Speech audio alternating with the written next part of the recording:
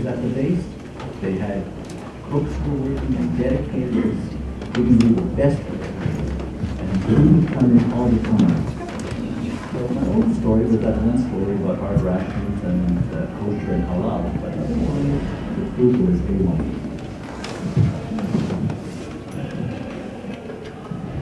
As far as I was concerned, we couldn't get any food that would be passable to a rabbi, so I just had to say to myself,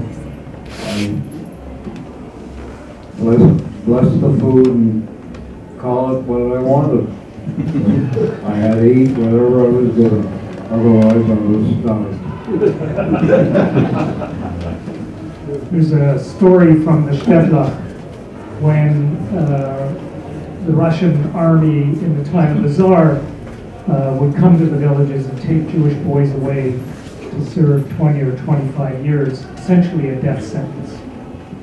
And in this shtetl, a number of boys got their orders, and they went to see the rabbi and said, "Rabbi, what are we going to do? All they serve is pork."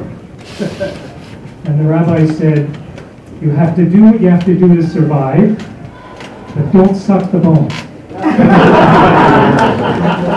So an accommodation that I managed, that had to do for some years, was I wouldn't eat anything that couldn't be kosher. That's kind of a negative approach to it, but if it couldn't be made kosher, I wouldn't eat it. So there were times, particularly when we were serving in Germany, that I would survive an awful lot on peanut butter sandwiches. At home was no problem. I had a beautiful, beautiful kosher kitchen that Sharon maintained from the day we were married and through today.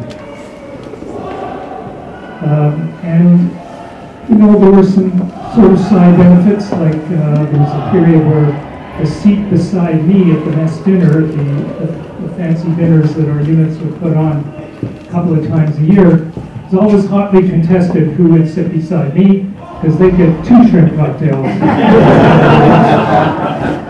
You know, the combat ration that appeared before, while I was still serving, got to use it a number of times. It was kosher, it was halal, and it was vegetarian. So you can imagine what was in it. Not very much. And I was on exercise one time up in northern Manitoba, and I'd been chatting with the soldiers, and I went off to have lunch and had one of these kosher halal vegetarian rations. And then I went down the road a bit and found a young soldier who I learned was a Muslim, and he was eating stuff that his mother wouldn't have wanted him to eat. And I said, "But Muhammad, there's halal rations there." He said, this was a big boy, he was a big boy, and he said, "Sir, I know they're there, but I gotta have my meat too." So sometimes, just to be passable, I will eat some fish. So here I am invited to the armory up the hill in Portland for nesting. And everybody's having their roast beef or their chicken or whatever, and I don't really eat any of that stuff. I do occasionally fish. So about 15 minutes later, they bring me a plate that has a salad, and in the middle is an overturned can of tuna. State of the art. They try. I'm going to take the privilege of being the moderator just to add one small vignette for something that I feel rather guilty. A number of years ago, General Fitch was the guest of honor at my regiment's annual officers' mess. And knowing that the general is an observant man, I made sure that the menu would contain nothing that, as he said, that he could not eat. The main course, the dessert, everything was well organized. I felt confident. The general, my guest of honor, is seated beside me. The first course arrives, and as described, it was a salad. A a salad with 2 lovely large shrimps right on it. And with aplomb, the general delicately removed the 2 shrimps, put them aside, and enjoyed his salad and the rest of the meal. Now, we live in a society that is always so super strict about everything. But years ago, and this goes to his credit, as well as Toby Hickman, who was also the CEO, that we had in this armory, I don't know if we could get the general to agree on this at this time, at that time we could, we had a 3rd Seder. In this armory, we were dressed in a mess armory, and we ate matzah, and we talked about it, and we sat around, and thanks to Rick and Toby, who were then the CEO and DCO of the unit, every Jew that we knew of was invited to come. And we had some people who were in the Second World War at that time, for a bit, and we had a few of the newer people. And that was a very busy event. We talked about some of the If memory serves, you shared much too much wine with all of us. Thank you.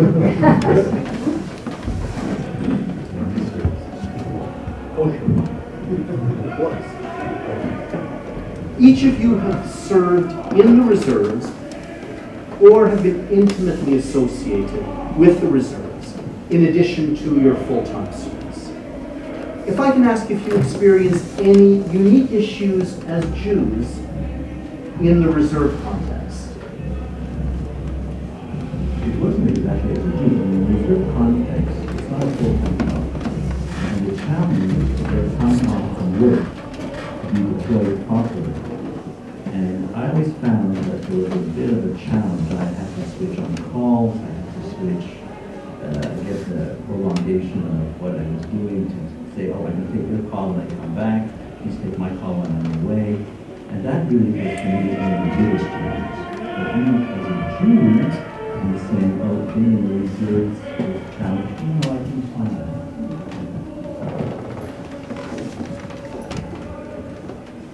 In the reserves, I was in the reserves for 38 years before I was an honorary colonel for 40 years. I never really had any problem because that I can recall, there were some guys who probably didn't show it overtly, but they may have had anti-Semitic issues covertly. I wouldn't know about it because it never came to me as far as I was concerned.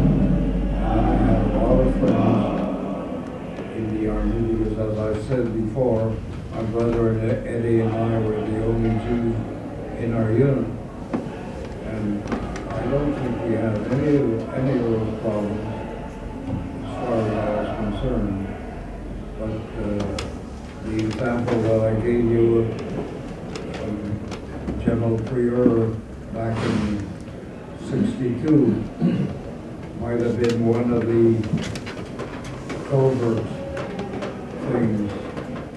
But aside from that, I never actually experienced any problem.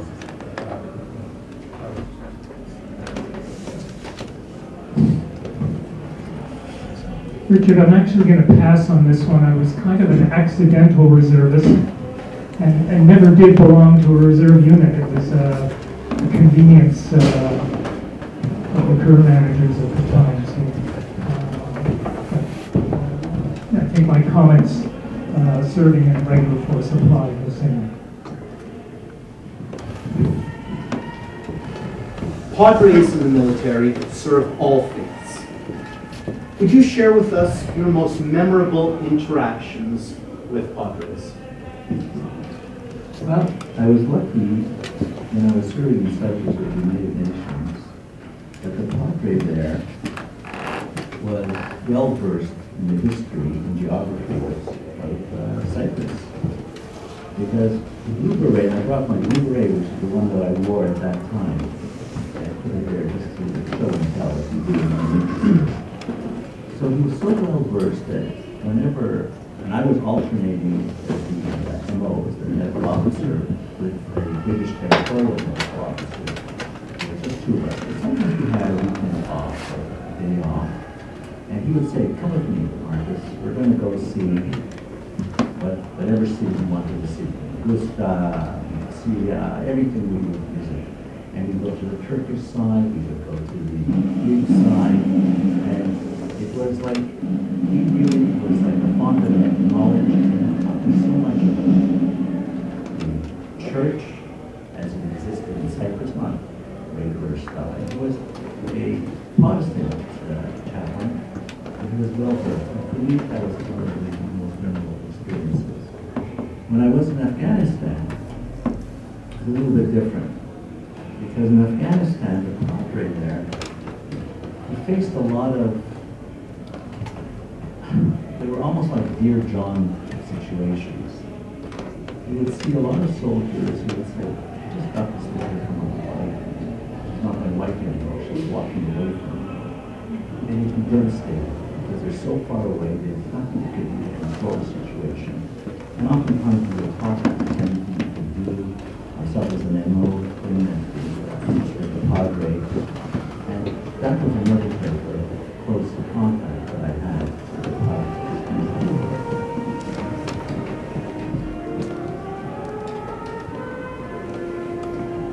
The only padre that I had, it's out now.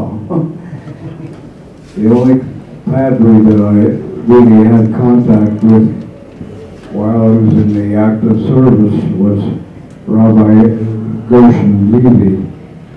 But when I was in the reserve army after the war, I was helping with some of the Jewish branch of the Legion, and Rabbi Samuel Cass was the padre of the Jewish padre of the Legion at that time, and I had a lot to do with him from time to time, and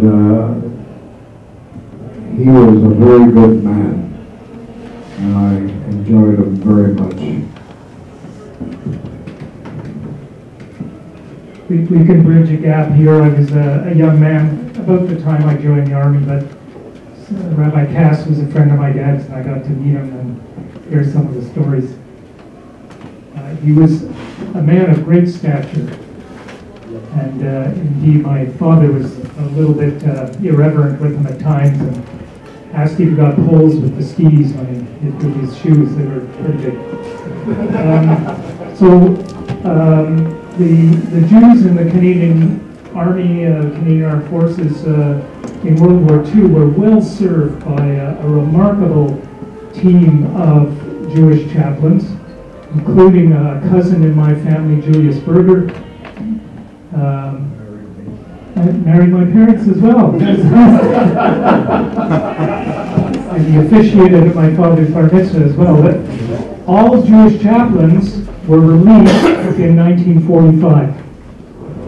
And it was in my last years serving in Ottawa at National Defense Headquarters when I had an opportunity to contribute to, well, things were changing in the Canadian Forces. They wanted to be different. And I made a representation to the committee that coordinates the activities of all chaplains in the Canadian Armed Forces. And at that time, they were all Christian, several different denominations. And the way they determined how many of each there would be was if there were 500 of a denomination, they would get a chaplain. So where were the Jews? Well, they weren't sure if there were 500 Jews in the armed forces. So the theme of my presentation to this committee was, do you want to follow or do you want to lead? And that struck a chord. And it was one of those, if we build it, perhaps they will come. And they decided to install a Jewish chaplain. And I'm proud to say it was a friend of ours, Rabbi Chaim Mendelson of Ottawa, who was the first Jewish chaplain in the Canadian Army since 1945. He was a reservist, served for a few years. Today we have a full-time chaplain in the regular force, Rabbi Danziger. And I understand Rabbi Danziger convened a minyan at Wainwright a few weeks ago for a Shabbat service. So that's was a long time coming, but that's back again. There may be another Jewish chaplain. I've heard of another, but I don't have the details. And indeed, there is at least one, maybe more, Muslim chaplains. Does anybody mind if I open the window and please? Just to build on your comment, General, my son recently left Royal Military College, where there is an imam, and 2 years ago, when Passover was approaching, my son went to talk to the imam and said, there are a number of us here, the Jewish faith. Is there anything that you could do to organize to support us having a proper Passover service? And the imam took it on himself to go to approach the local community in Kingston, met up with the rabbi, made arrangements that this group of, it was a minyan, about 12 or 13, young Jewish officer cadets went, accompanied by the Muslim imam, to participate in a Seder. So yes, we have gone full circle in many ways. If I can just add a comment, it would be unfair if I didn't mention how well served I was over the years by a number of Christian chaplains. One in particular, when I was commanding Western area, that's a piece of land that goes from Thunder Bay to Vancouver Island. My staff enjoy telling me that it's the largest military district in the world. We were about 12,000 regular, reserve, and civilians in that command at the time. And as commander, you get a number of specialist advisors. So there's military police provost marshal. There's a surgeon, the senior medical officer for the command. There'd be a senior legal officer. And of course, there was a command or an area chaplain as well, but somehow I knew the others would always be bringing me problems. I would see them often enough because there'd be problems to be dealing with. I was concerned I wouldn't see the chaplain. So he was the only one with whom I had a regular monthly meeting, regardless of whether we thought there was an issue to discuss or not. Those meetings never went under an hour. And I enlisted him to be my ethics watchdog. As an expert in ethics, I asked him to watch me, and if he saw me doing anything that might be perceived to be less than wholly ethical, then he was to advise me and I would correct it. Another chaplain I enjoyed very much, a guy named Dave Kettle. When he was a captain, he was my regimental chaplain when I had my first command. He was the chaplain with a bayonet in his teeth. He was so keen, and the soldiers just loved him for it. And he finished his career as the chaplain general of the Canadian Force, a very distinguished service indeed. Which reminds me of protocol. We always know attach bayonets to rifles, but there's two groups who don't attach bayonets to rifles. One of them doesn't even carry one. Chaplains don't carry. And the doctors do, because we are there to protect our patients, and we are there to protect and we're trained, but we never attach bayonets. Gentlemen, the last question, if I may. What role did your being a Jew play in your decision to join the Canadian Army? I must confess that I was already in practice, and I was euphemistically would say I was looking for a hobby. And I saw this announcement in the Journal of the American Medical Association of an orthopedic surgeon who was in the U.S. Reserves. So my mind started thinking, is there such a thing in Canada, I had no knowledge. I really had no knowledge. I had not gone to cadet school. I had not done any of that stuff. And so I sort of sent a letter to Ottawa. And they said, yeah, if you want, go down to St. Jean du Berthier. I said, I don't think so. So I didn't. But about 6 months later, I get a phone call from the honorary lieutenant colonel of the unit, of the medical unit. They sort of heard rumors you might be interested. I said, yeah, I sort of am, but it's been 6 months since I sort of sent out letters to Ottawa. I said, well, let's go for lunch. So we went out for lunch, and he said, look, I know you have no background. You're a complete neophyte. But we do need, I know, we need medical officers in our unit. So come down, look at the few, what we do, look at the exercises that we are participating in, and if you're interested, go forward. And what can I tell you? I was interested. And I stayed in there 21 odd years, enjoyed every minute of it, and was, after when I was discharged finally, I regret what I didn't do more, because I really found it to be one of the most outstanding organizations in Canada.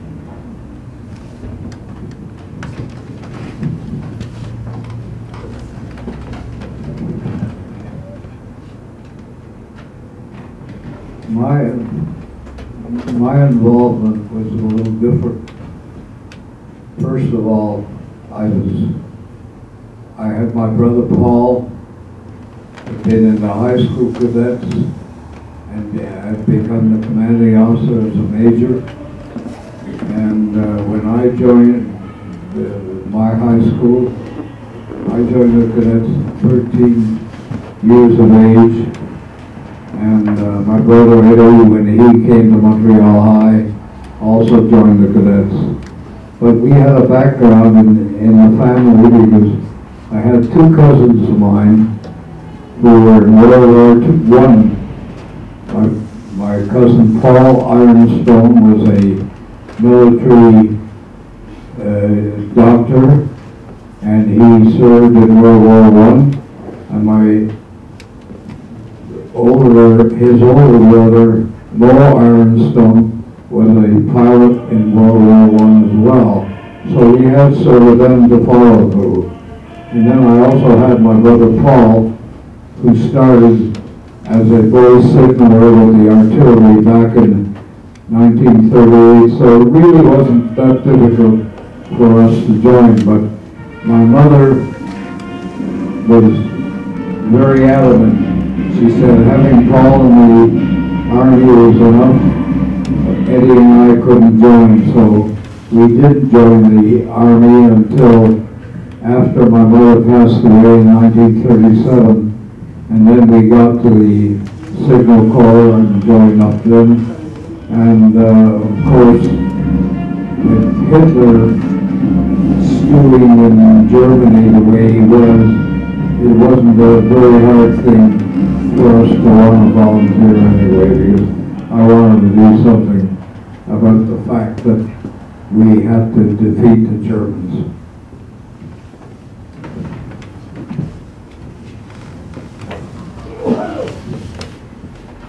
Richard, I forgot what the question was, but I did note that we've had these kind people sitting here for over an hour, so I'll pass. He plays bridge. Tova, do we have time for any questions from the audience, or are we on schedule to depart to the reception? I think, what are we taking? 2 or 3 questions. Okay, so you For Colonel Hart, when you were serving during the war, how familiar were you about the Holocaust taking place simultaneously? We didn't get much information on that. I knew that some of it was happening, but I didn't hear very much. But all I wanted to do was, because I knew that terrible things were happening to Jews in camps that I wanted to get into action and see what we could do against them. Were you involved at all in the liberation of concentration camps? Were you involved at all in the liberation of concentration camps? No, I wasn't. Some of my friends were though, and they were, one in particular was in charge of a liberation of a camp in Belgium, and he was absolutely appalled at what he found. And he told me about it. He was Major John McLean. He was a very nice guy, and he was a great guy. He told me how terrible it was when he got into the camp and saw all those people.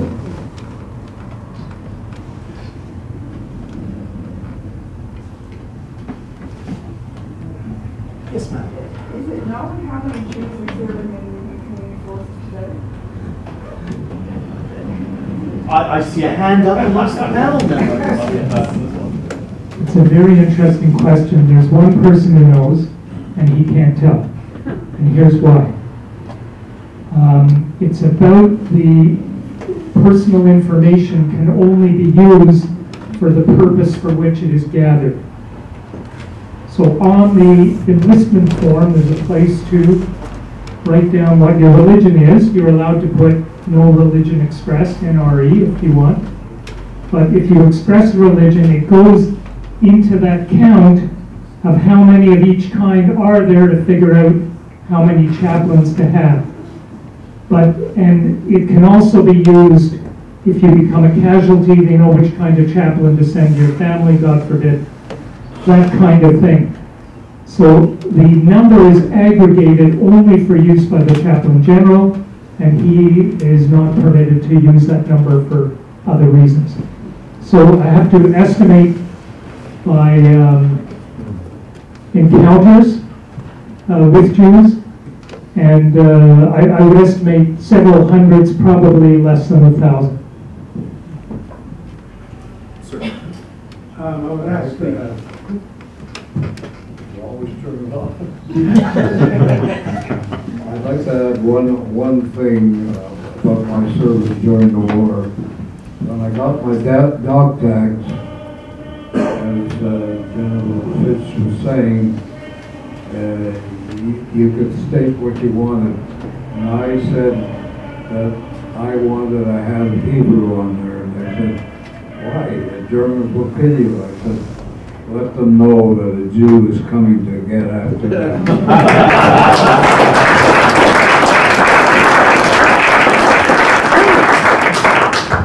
But if you do go to Beechwood Military Cemetery in Ottawa, you will see a lot of gravestones that have a Mountain border on them. This is in Ottawa, so you just walk by there. And you can see them in the exhibit outside as well. Sir. I was going to ask all the panelists what has been the biggest changes in the military that you've been experienced, that you've heard of since your particular service. And I understand in the American Army there are selective units where women are now able to serve on a volunteer basis. But what has been, in your opinion, the biggest changes in the Canadian military since you served, and what surprised you the most?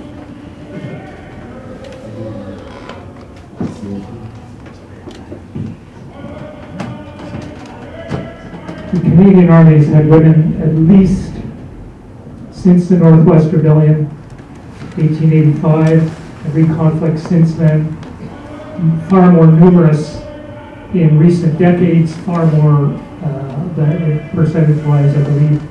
I haven't kept track of it now, but we were admitting women to virtually every occupation long before the Americans dreamed of it.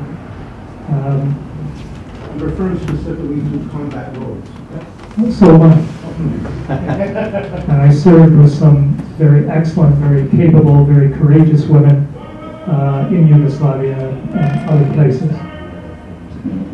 Afghanistan, the first female casualty in battle since 1945 there was a woman captain killed sadly in Afghanistan.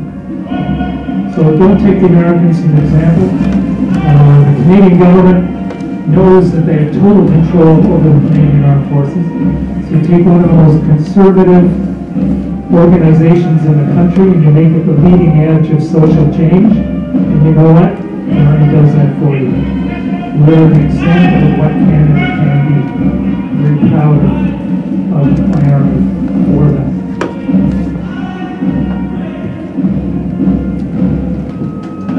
We're serving in Afghanistan. A lot of medals are here we have to go back and support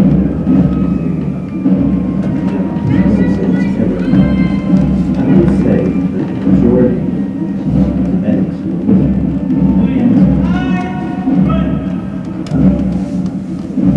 And on a very personal note, if I can say, this is not anything new.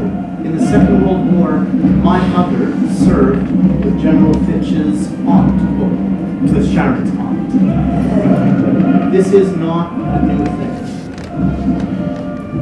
Sir, sir, if you can speak up, please. It's going to refrain from asking a question, so now we can get up and to go to the section and we can ask the questions there. Thank you, sir.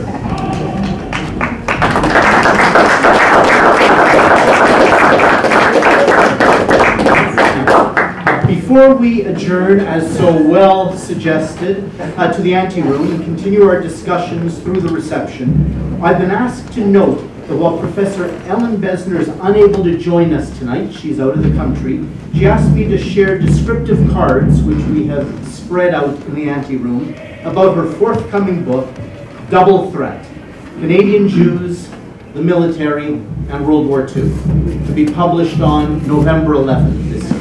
An auspicious date. I would like everyone to please join me in thanking our inspirational panel for tonight's discussion.